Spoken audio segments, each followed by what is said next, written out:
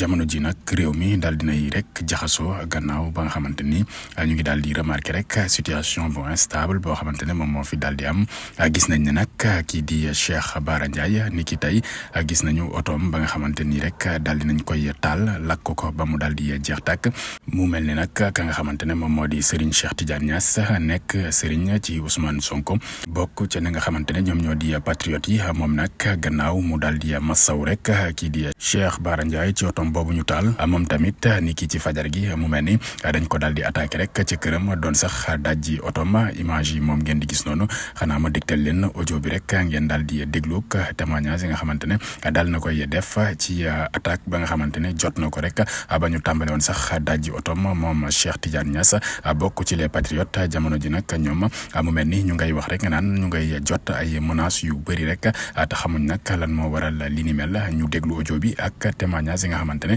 daal na koy def ci attaque bi mu daal di dund. asalaamaaleykum wa rahmatullah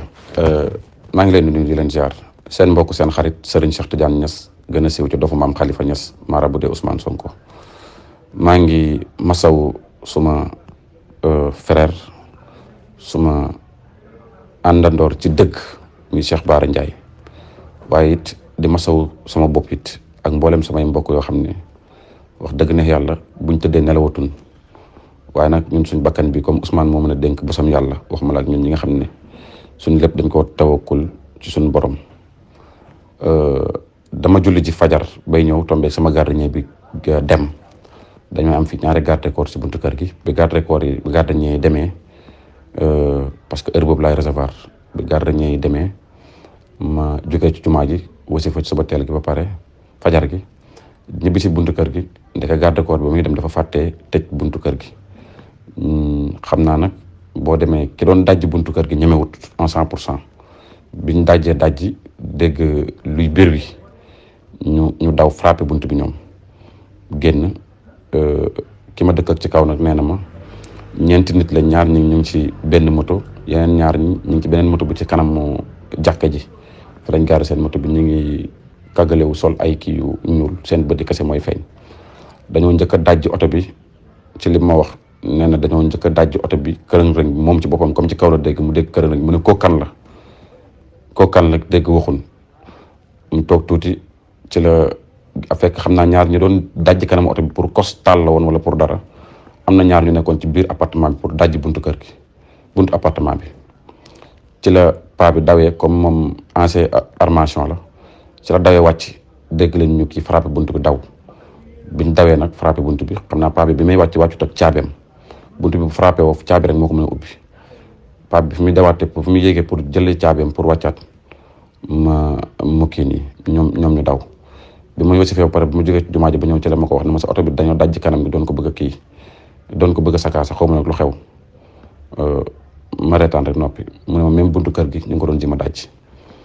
à part loolu it yàgg nañoo jot ay menaces ay saaga ay appel yoo xam ne kenn xamut fii nga dëkk nangam danañ la rey danañ la nangam boo bàyyiwut diw dañ la yàq nangam mais ñi ngi xamal nguur gi ak li ko wër ne leen lii danger la ci réew mi nañ ci jël seen matukaay buñ ci jël seen matukaay ne dana mujjee foo xam ne danañ bëggoon mu neex leen mu tëleen benn ñaareel ba mooy ñun combat bi ñu apporter Ousmane Sonko ragaluñ ci tey ragaluñ ci ëllëg su ma ñëwoon fekk ñu lakk sama oto ba mu jeex lakk sama kër ba mu jeex ma moobule waat ko commencé waxaat lu gën a pire la ma doon wax ci Ousmane Sonko ci lu baax commencé sensibiliser waa sa ndaw ñeeg mag ñi ñëpp ñu gën a bëgg Ousmane Sonko parce que Ousmane mooy réew mi ñun réew mi lañ bëgg réew mi ku ko bëgg wane ko ci sa doxali nag sa njàmbaarte bëgg nañ lu ko raw yi xoxataluñu nag voilà président Macky Sall ñu ngi lay xamal ne la yàlla la ëpp nguur fuuf te du nii lay doxalee nguuram yow ak ñu ànd ak yow boo yëgee lii wax ci boo ko yëgut wax ci li mooy wax juñ mën a wax ci loolu méttiwut ñu nag lii sant yàlla lañ ko def parce que tax ñu def ko sant yàlla mooy booy ne ci mbir ba yàlla nattu la ca xamal ne mbir moomee